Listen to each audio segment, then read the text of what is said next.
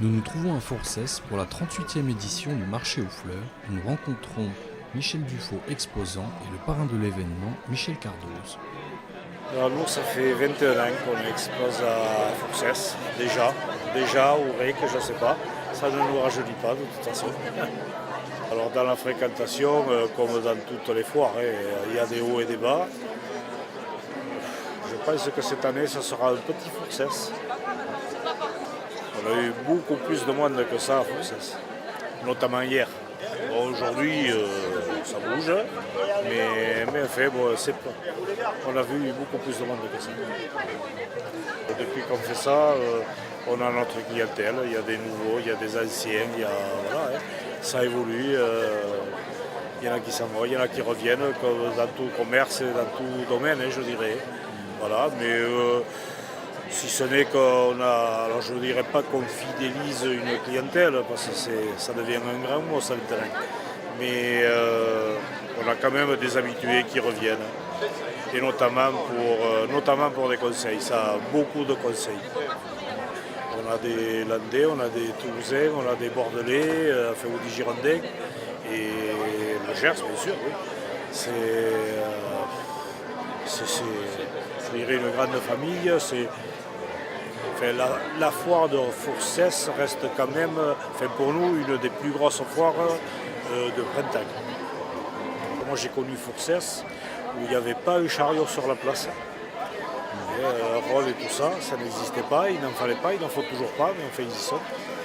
Et je peux vous dire que là, vous regardez, vous voyez à l'œil nu, toute la place, on la traverse comme ça. À l'époque, ce n'était pas ça. Il y avait des végétaux partout.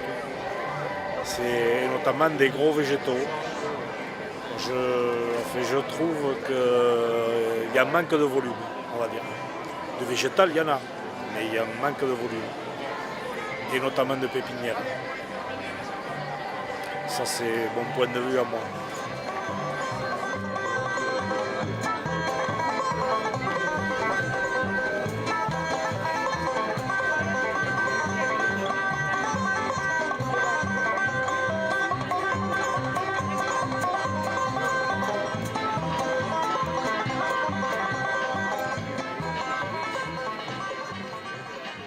Dans les années 70, il y a une bande d'allumés autour de Paulette Aragon-Lonette, Luce Valentini, Pierrette Ségat, M. Rieu, qui se sont dit, voyons, ce village tombe en ruine, tous ses habitants foutent le camp, ils vont habiter à la campagne, ils se font construire des maisons neuves.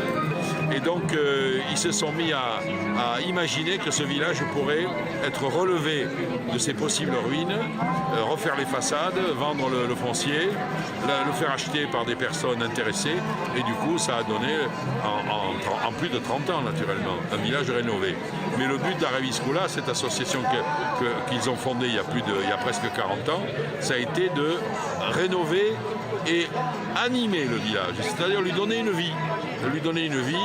D'abord par ce marché aux fleurs annuel qui permettait de faire venir des dizaines de milliers de personnes ici au village, plus qu'en 2 jours, plus que pendant toute une année, de manière à ce qu'ils connaissent le village, donnent des fonds pour le village, parce que, en soutenant l'action d'Araviscula, ils donnent 1 euro, d'abord 1 franc, puis 1 euro, etc. Voilà.